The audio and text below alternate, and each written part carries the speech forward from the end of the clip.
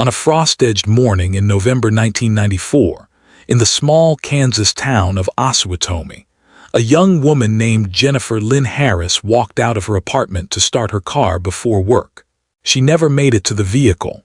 Her keys were found on the ground beside the driver's door, her purse still on the front seat, and her coffee mug shattered on the pavement. Jennifer was 23 years old, a bank teller with a degree in elementary education, engaged to be married in the spring. By noon that day, every law enforcement officer in Miami County was searching for her. By nightfall, the entire community was asking the same question. In a town where everyone knew everyone, where front doors stayed unlocked and children played in yards until dark, how could someone simply vanish without a single witness, without a sound, without a trace? Osawatomie sits in the rolling prairie of eastern Kansas, 45 miles southwest of Kansas City, where the Marais des Cygnes River curves through farmland that has been worked by the same families for generations. In 1994, the town claimed just over 4,000 residents. Main Street had a hardware store that sold fishing tackle and work gloves, a diner where the coffee was always hot by 6 in the morning, and a single stoplight that turned yellow long enough for farmers to wave at each other through truck windows. The bank where Jennifer worked stood on the corner of 4th and Parker, a brick building with white columns that had survived the Depression and 3 floods. Jennifer Lynn Harris had grown up 12 miles west in the even smaller town of Lane, population 500. Her father worked for the railroad. Her mother taught piano lessons in their living room. Jennifer had been homecoming queen her senior year, not because she campaigned, but because everyone genuinely liked her. Those who knew her said she had a way of making people feel heard. She remembered names. She asked about sick relatives. When she started working at Osawatomie Community Bank after college, elderly customers would wait in line specifically for her window. She lived alone in a second-floor apartment on 8th Street, in a converted Victorian house painted pale yellow. The apartment had hardwood floors that creaked, a clawfoot bathtub, and windows that looked out over the street where children rode bikes in endless circles on warm evenings. Her fiancé, David Reese, lived 20 minutes away in Paula, where he worked as a mechanic at a Ford dealership. They had met at a county fair 3 years earlier. He had won her a stuffed elephant by knocking down milk bottles. She still kept it on her bed. November 15, 1994, was a Tuesday. The temperature had dropped overnight to 28 degrees. A thin skin of ice covered the puddles in parking lots. The sky was that particular shade of gray that promised snow but never delivered. Jennifer had set her alarm for 6:30 that morning. Her neighbor in the apartment below, an elderly woman named Margaret Keaton, heard the alarm go off. She heard the water running. She heard footsteps across the ceiling as Jennifer moved through her morning routine. At 7:15, Jennifer came down the exterior stairs wearing her navy blue coat, the one with the faux fur collar, carrying her purse and a thermos of coffee. Margaret Keaton watched from her kitchen window, the way she always did, a habit born from living alone and finding comfort in the predictability of other people's schedules. Jennifer walked across the small parking area behind the house toward her car, a red Honda Civic that her parents had given her when she graduated college. The car was parked in its usual spot, third from the left, under the bare branches of an oak tree. Margaret turned away from the window to pour herself more coffee. She heard nothing unusual. No shout, no sound of struggle, no car door slamming or engine starting. When she looked back out the window 2 minutes later, Jennifer was gone. The red Honda sat exactly where it had been. The driver's door was closed. Margaret thought nothing of it. Perhaps Jennifer had forgotten something upstairs. Perhaps David had surprised her by stopping by early. Margaret went about her morning. At 8:05, the bank manager, Robert Tillman, called Jennifer's apartment. She had never been late before, not once in 2 years. The phone rang 8 times before the answering machine picked up. He called again at 8:15. At 8:30, he drove to her apartment himself. The red Honda was still in the parking lot. He knocked on her apartment door. No answer. He went back downstairs and spoke with Margaret Keaton, who told him she had seen Jennifer leave at 7:15. Robert Tillman walked around the parking area, looking for something he could not name. That was when he found the keys. They were lying on the asphalt beside the driver's door of the Honda, partially hidden beneath the car. The key ring had a small silver heart attached, a gift from David. 3 feet away, ceramic shards glittered in the cold morning light. He recognized the pieces. Jennifer had brought that mug to work a dozen times. It was white with blue flowers, handmade by her mother. He called the Osawatomie Police Department at 8:47. Within 20 minutes, 3 patrol cars were parked behind the Victorian house. By 9:30, Miami County Sheriff's deputies had joined them. By 10, the Kansas Bureau of Investigation had been notified. By 11, search teams were forming in the parking lot of the elementary school 3 blocks away. The initial search covered a 2-mile radius around Jennifer's apartment. Volunteers walked shoulder to shoulder through vacant lots and along the riverbank. They checked abandoned buildings, knocked on every door, looked inside parked cars and storage sheds. The temperature climbed to 35 degrees. The sky remained gray. Dogs from the Kansas City tracking team arrived at 1 in the afternoon and immediately picked up a scent trail from the parking area. The dogs led handlers east on 8th Street for 2 blocks, then stopped at the curb near the intersection with Main Street. The trail ended there completely, as if Jennifer had simply lifted off the ground or stepped into a vehicle. David Reese arrived at the apartment at 2:15 that afternoon. He had been at work when police called. Those who saw him said he looked like he had been struck. His face was colorless. His hands shook so badly he could not hold the cup of coffee someone offered him. He kept saying the same thing over and over. "We're supposed to get married in April. We sent out the invitations last week." Investigators asked him when he had last seen Jennifer. "Sunday evening," he said. They had gone to dinner at the steakhouse in Paola, then he had driven her home. He had left her apartment around 9 o'clock. Had they argued? No, never, not once. What about Monday? He had spoken to her on the phone around 7 that evening. They had talked for maybe 15 minutes about wedding details, about whether to have a DJ or a band. She had sounded normal, happy. She had said she loved him before hanging up. That was the last time he heard her voice. Detectives asked David where he had been that morning. He had clocked in at the dealership at 7:05. His time card proved it. The drive from Paola to Osawatomie took 22 minutes under normal conditions. It would have been impossible for him to have been in both places. They checked anyway. His supervisor confirmed he had been working on a transmission rebuild all morning and had not left the garage. As the first day of searching ended without finding Jennifer, investigators began the methodical work of constructing timelines and interviewing everyone who might have seen or heard something. Margaret Keaton told them about the morning routine, about hearing the alarm and the water and the footsteps. She confirmed she had seen Jennifer walk toward the car at 7:15. She had looked away for perhaps 2 minutes. When she looked back, Jennifer was gone. No, she had not heard a car drive away. No, she had not heard voices or any sound of disturbance. The parking area was gravel and dirt in places. In the cold morning light, there were dozens of tire tracks, impossible to distinguish one from another. The mail carrier who delivered to 8th Street that morning said he had driven past Jennifer's building around 7:20. He had not noticed anything unusual. A man who lived 2 houses down said he had been leaving for work at approximately 7:18 and had seen the red Honda in the parking area but had not seen Jennifer. No one had seen anything. No one had heard anything. A young woman had simply ceased to exist in the space of 2 minutes on a Tuesday morning in a small town where secrets were supposed to be impossible. By Wednesday evening, Jennifer's face was on the news across Kansas and Missouri.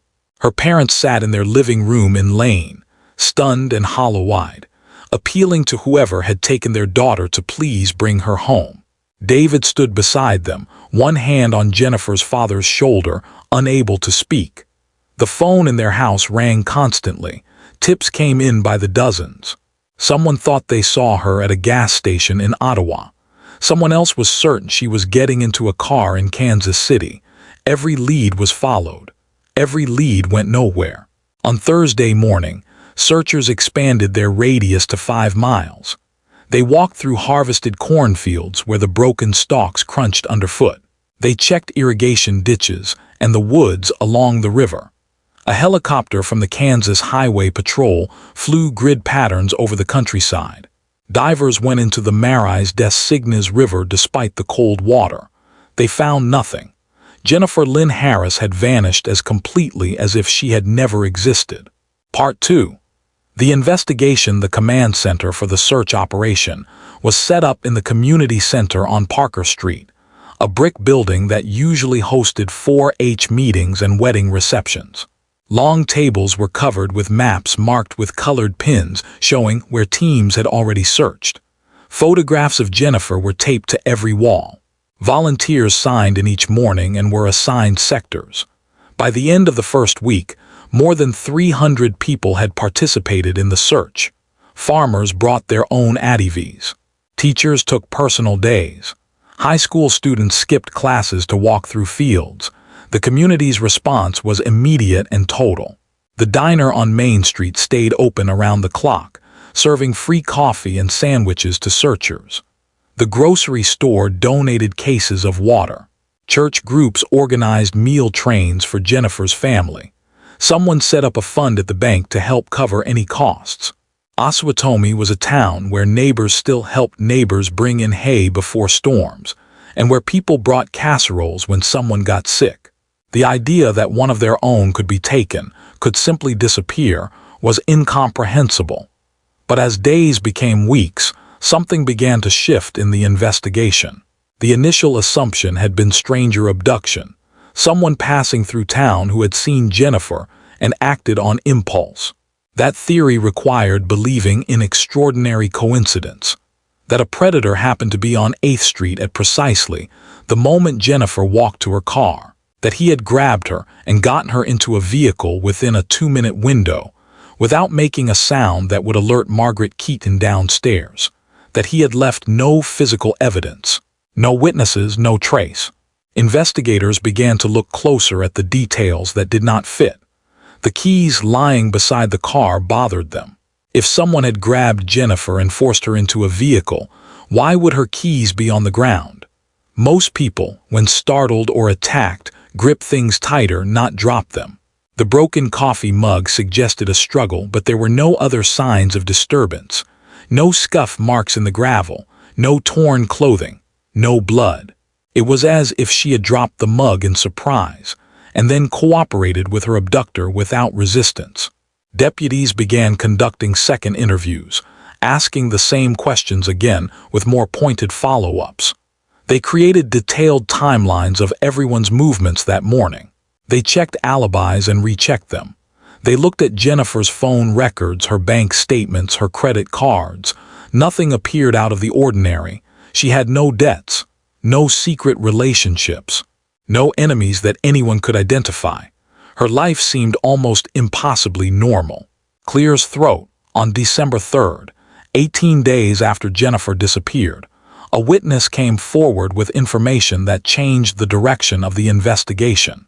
A woman named Carol Brunson, who lived on 9th Street, 1 block north of Jennifer's apartment, told investigators that on the morning of November 15th, she had seen a light-colored pickup truck parked on the street near the intersection with 8th around 7 in the morning. The truck had been there when she left her house to take her children to school at 6:45, and it was still there when she drove back home at 7:30. She had not thought anything of it at the time, but after seeing the news coverage, she began to wonder if it was significant. The truck was older, she said, probably from the 80s, and it had some rust on the bed. She had not seen the driver or gotten a license plate number. This detail, seemingly minor, resonated with investigators because David Reese drove a 1987 Chevrolet pickup truck. It was tan, with rust spots on the wheel wells and bed. When detectives first heard Carol Brunson's description, they went back through their notes. David had told them he had driven directly from his home in Paola to the dealership on the morning Jennifer disappeared. The drive should have taken him nowhere near Osawatomie.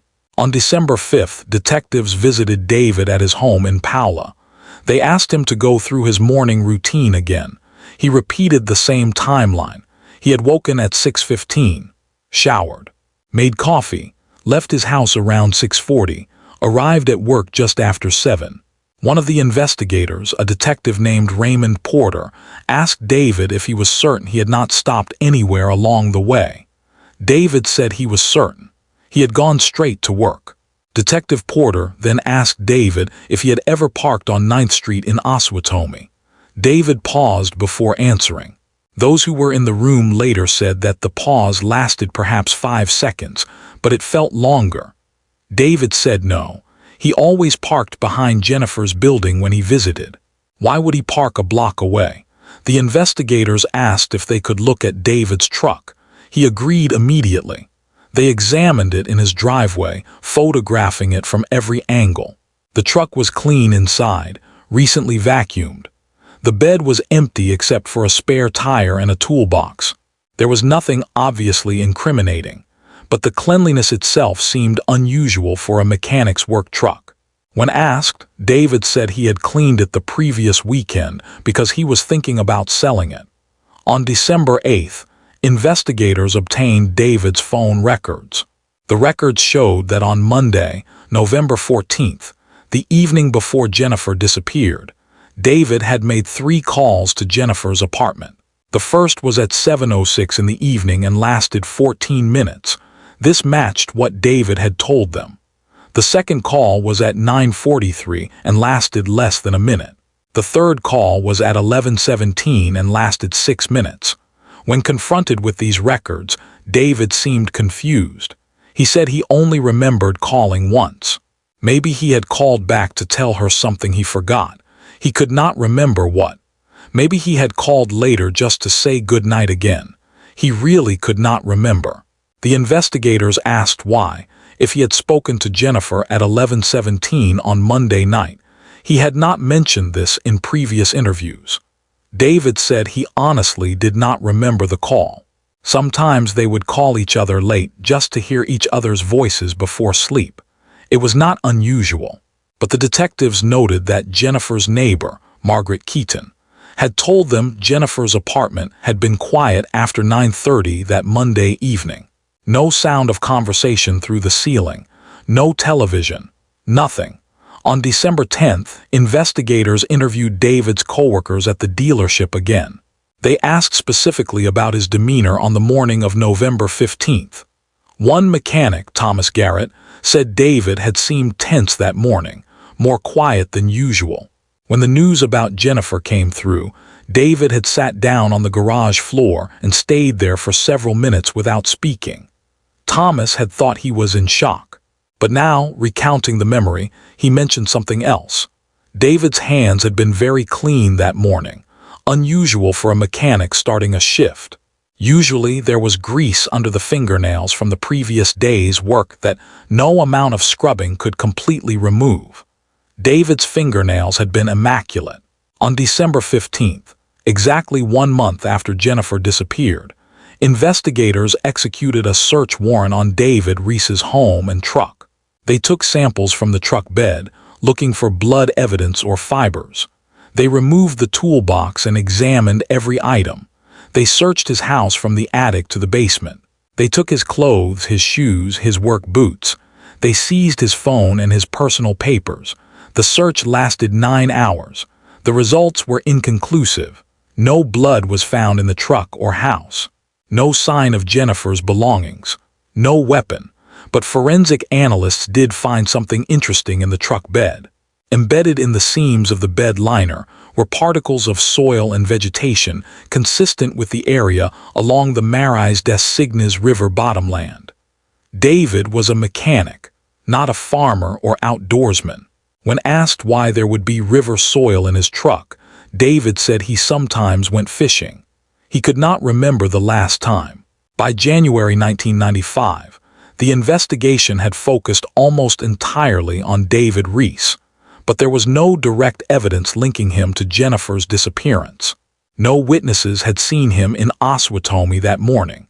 No physical evidence placed Jennifer in his truck. His time card at work, his coworkers, the distance between Paula and Osawatomie, all seemed to provide him with an alibi that was difficult to break. The truck Carol Brunson had seen on 9th Street might not have been his. Tan pickup trucks were common in rural Kansas. Those who knew David were divided. Some said it was impossible. David loved Jennifer. He would never hurt her. They were planning a wedding. Others remembered small things that now seemed significant. The way he had seemed distant sometimes. The way he had not wanted Jennifer to go out with her friends without him. The way he would call her multiple times in an evening, just checking in. Normal boyfriend behavior or something else. Investigators continued to follow other leads. They investigated a transient who had been seen in Osawatomie around the time of Jennifer's disappearance. They looked into a man with a history of assault who lived in Paula. They chased down every tip that came through the hotline. But as winter turned to spring, the case began to cool. Without a body, without physical evidence, without witnesses, there was nothing to charge anyone with. David Reese continued working at the dealership. He stopped attending the vigils. He stopped speaking to Jennifer's parents. Those who saw him said he looked haunted, thinner, older than his 25 years. In April 1995, the month Jennifer and David were supposed to have been married, the official search operations ended. The case remained open, but there were no active leads. Jennifer Lynn Harris had become another name on the list of unsolved disappearances. Her face remained on missing person posters in store windows and on telephone poles, fading slowly in the sun. Part 3. The silence. By the summer of 1996, more than a year and a half after Jennifer vanished, the case had settled into a heavy silence. The community center took down the maps and photographs. The volunteers stopped meeting. Jennifer's parents, Harold and Susan Harris, could not bear to stay in Lane, where every person they saw in the grocery store looked at them with pity and unspoken questions. They moved to Wichita, where Susan's sister lived, and tried to build some approximation of a life. They left Jennifer's childhood bedroom exactly as it had been, just in case. Just in case, she walked through the door one day, with an explanation that made sense of the impossible.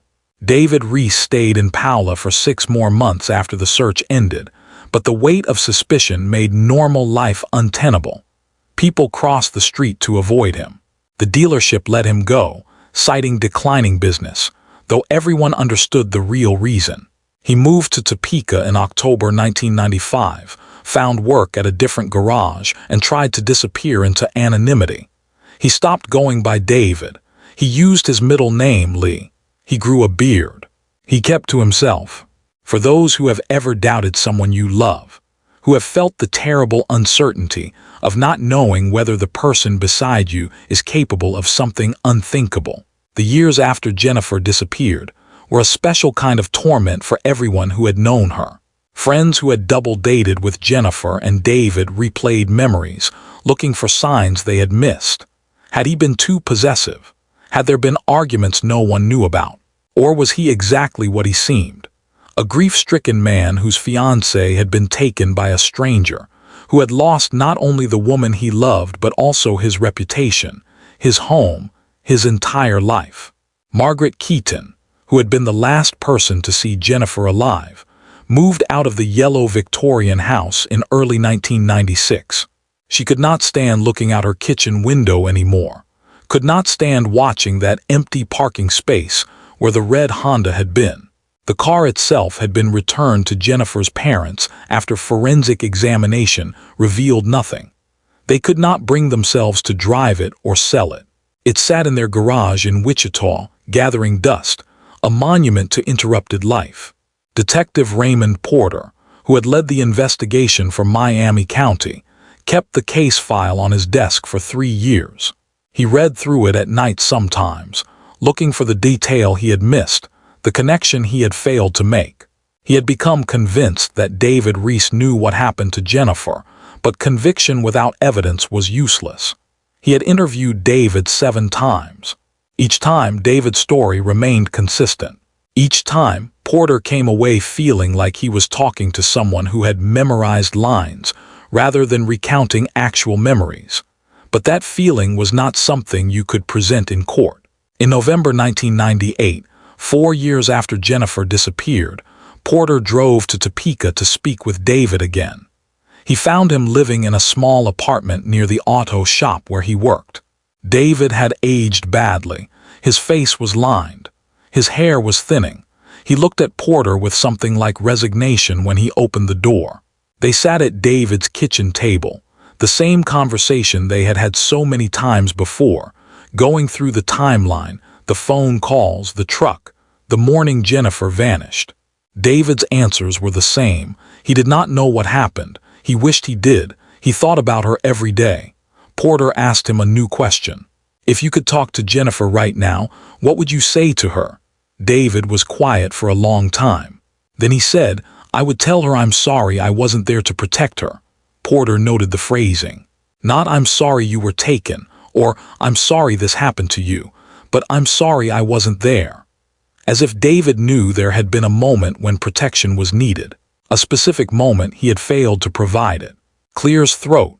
In the summer of 1999, nearly 5 years after Jennifer disappeared, David Reese married a woman named Patricia Cole, who worked as a waitress at a diner near the auto shop. Patricia knew about Jennifer. David had told her everything, he said. He had been honest. He had explained that there had been a terrible tragedy, that his fiancée had vanished, that some people blamed him even though he had nothing to do with it. Patricia believed him. She had seen the sadness in him and thought she could help him heal. They had a small wedding, just immediate family, at a courthouse in Topeka. For a while, things seemed almost normal. David worked steadily. Patricia became pregnant. They moved to a slightly larger apartment. When their daughter, Emma, was born in March 2000, David seemed to soften. He was a devoted father, gentle and patient. Patricia thought that perhaps the tragedy was finally receding, that they could build a future together. But there were moments that troubled her. David had nightmares. She would wake to find him sitting on the edge of the bed in the dark, his head in his hands. When she asked what was wrong, he would say he could not remember the dream. He kept Jennifer's engagement ring in a locked box in the closet. Patricia found it once while cleaning. When she asked him about it, he became angry, the first time she had ever seen him raise his voice. He said it was not hers to touch, not hers to ask about. She did not bring it up again. Emma was a bright child, talkative and curious. When she was 4 years old, she started drawing pictures constantly, the way many children do. Most were the typical scribbles of childhood: family stick figures, houses with smoking chimneys, rainbows and flowers. But one picture troubled Patricia deeply. Emma had drawn what looked like a woman lying down in a field of tall grass. When Patricia asked who it was, Emma said, "The sad lady Daddy dreams about." Patricia asked David about it that evening. He looked at the drawing for a long time without speaking. Then he folded it carefully and put it in his pocket. He told Patricia that children have overactive imaginations, that Emma probably overheard him talking about Jennifer at some point and had made up a story in her head, that it meant nothing. But Patricia noticed that he kept that drawing. She found it months later, still folded in the pocket of the jeans he had been wearing that night when she was doing laundry. By 2003, their marriage was fraying. David had become distant again, lost in thoughts he would not share. He worked longer hours at the shop, came home exhausted, fell asleep on the couch with the television playing. Patricia felt like she was living with a ghost, or perhaps living as a ghost herself, occupying a space beside someone who was not fully present. They argued more often, about small things that were really about larger unspoken truths. In the spring of 2004, Patricia told David she wanted to separate. She was not leaving him exactly, but she needed space. She needed time to think. She needed him to be honest with her about whatever burden he was carrying. David agreed without argument. He helped her find an apartment across town. He moved his belongings into storage. He started staying in a room above the auto shop where he worked. For those who have ever watched a relationship collapse under the weight of something unnamed, something that fills every room but is never directly acknowledged, the dissolution of David and Patricia's marriage looked from the outside like simple incompatibility, the ordinary failure of two people to stay connected. But those who knew them better, who saw David's face when he thought no one was watching, understood that he was carrying something that no relationship could survive. Detective Porter, who had retired from the Miami County Sheriff's Office in 2001, heard about David's separation through a mutual acquaintance. He had never stopped thinking about Jennifer Harris. The case haunted him, in retirement the way it had haunted him while working. He started reviewing the old files again, looking at them with fresh eyes, wondering if there was anything new that could be done. In December 2004, 10 years after Jennifer disappeared, Porter contacted the Kansas Bureau of Investigation and asked if they would consider reopening the case with new forensic techniques. DNA analysis had advanced significantly since 1994. Ground-penetrating radar technology had improved. Cell phone tower records, which had not been available at the time, might now provide additional timeline information. The KBI agreed to review the case. Part 4. The revelation. The break in the Jennifer Harris case came from an unexpected source in February 2005. Emma Reese, now 5 years old and living with her mother, Patricia, began having conversations with a school counselor about her father. The conversation started innocuously enough. Emma mentioned that her father had bad dreams. The counselor, a woman named Rachel Moss, asked what kind of dreams. Emma said she did not know exactly, but sometimes her father would talk in his sleep when they still all lived together. He would say someone's name over and over. Jennifer. Jennifer. I'm sorry, Jennifer. Rachel Moss documented these conversations in Emma's file. On February 23rd, Emma told Rachel something more specific. She said that once, when she was very small, maybe 3 years old, she had woken up at night and gone to her parents' bedroom. Her father was not there. She found him in the living room in the dark, crying. She asked him why he was sad. He told her he had done something bad, something he could not take back, and that he thought about it every single day. Emma remembered this clearly because her father had picked her up and held her so tightly it hurt. Rachel Moss was legally obligated to report anything that suggested possible harm to a child or knowledge of a serious crime. She contacted the Kansas Department for Children and Families, who in turn contacted the Topeka Police Department. On March 2nd, detectives from Topeka interviewed Patricia Reese. They asked her about David's nightmares, his behavior, anything unusual she had observed during their marriage. Patricia had spent years suppressing her doubts, trying to believe the man she had married was innocent of the unspoken accusations that followed him. But sitting across from detectives, being asked directly whether she thought David knew something about Jennifer Harris's disappearance, something inside her broke open.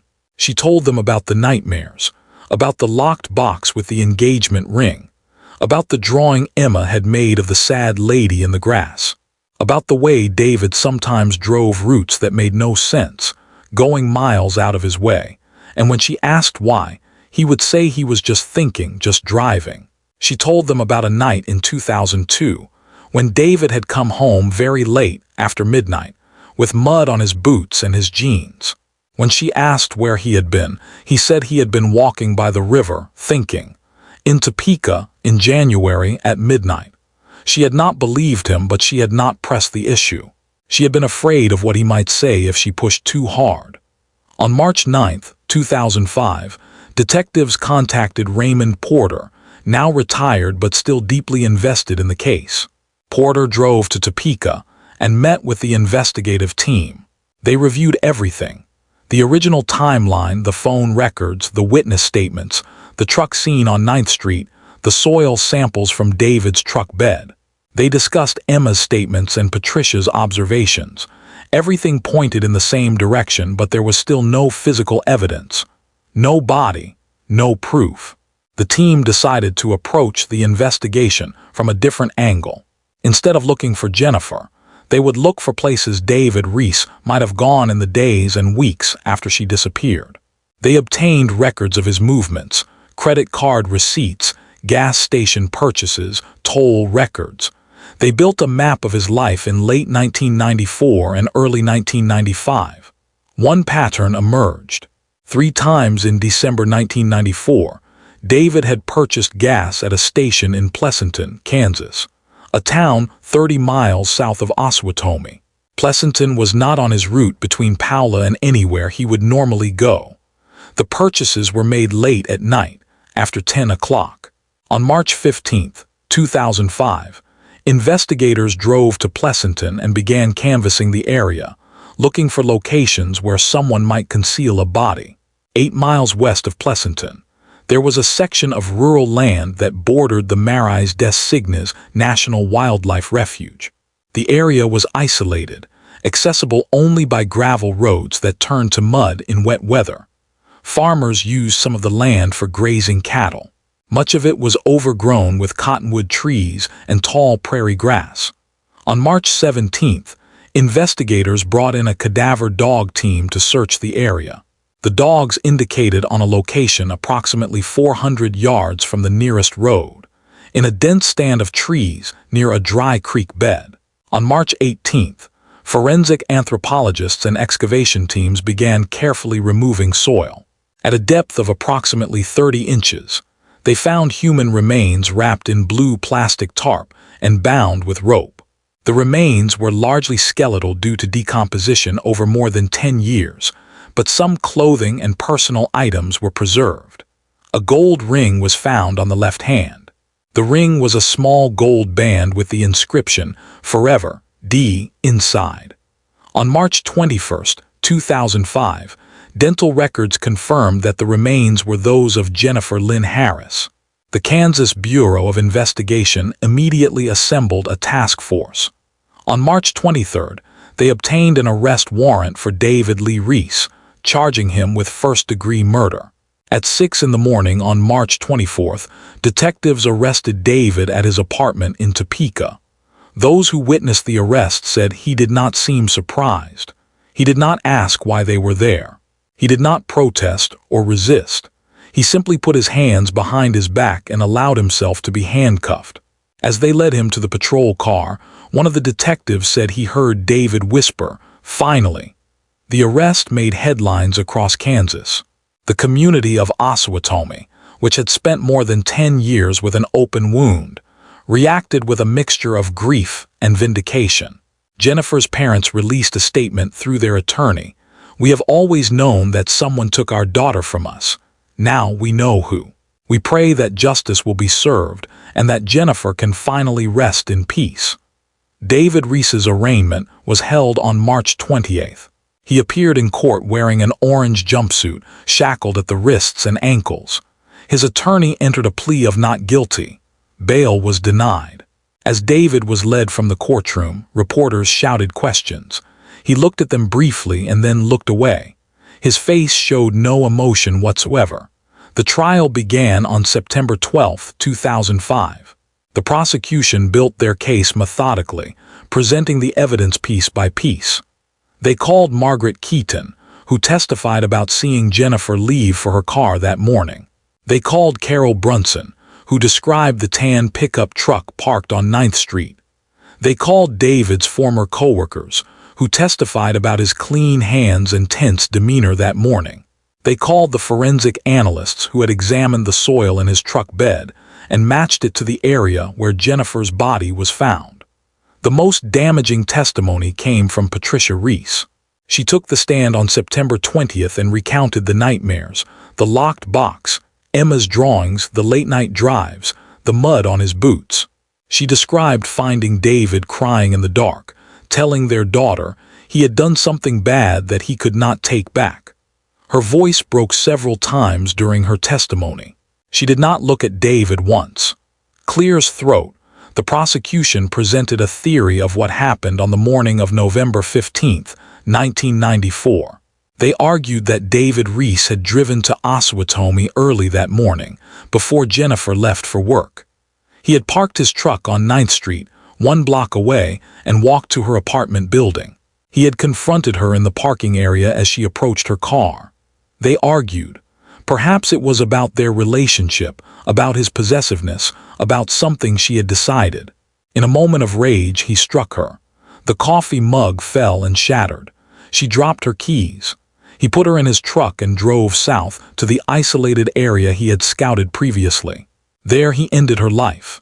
He buried her in a shallow grave, covered it carefully, and drove back to Paula. He arrived at work only slightly late, claiming traffic. He cleaned his truck obsessively afterward, but he could not clean away the guilt. The defense argued that the evidence was circumstantial. The soil in the truck bed proved nothing conclusive. The truck Carol Brunson had seen might not have been David's. Patricia's testimony about nightmares and statements were hearsay from a bitter ex-wife. Emma's drawings were the fantasies of a child.